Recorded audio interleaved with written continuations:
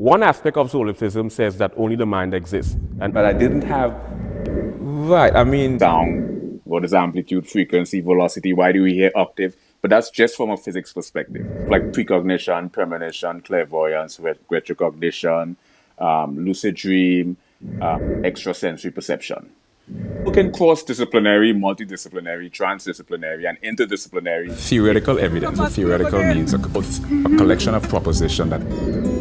Then you have the idea of intersubjectivity phenomenology.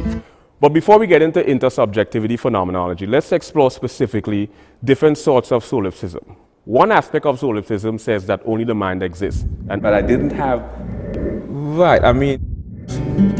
Why we hear octave, it turns out that we hear logarithmically, meaning that the human ear interprets sounds in increments. So, when you hear A chord, primarily is 440 hertz.